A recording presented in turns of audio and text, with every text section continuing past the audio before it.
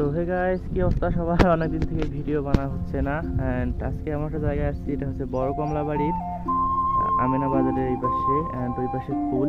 তো প্রকৃতির দৃশ্যের পার্টগুলো দেওয়া হচ্ছে না। তো আজকে দেখতে পাচ্ছেন আমি একটা জায়গায় আসছি, কত সুন্দর একটা দৃশ্য, একটা নদীর মাঝে।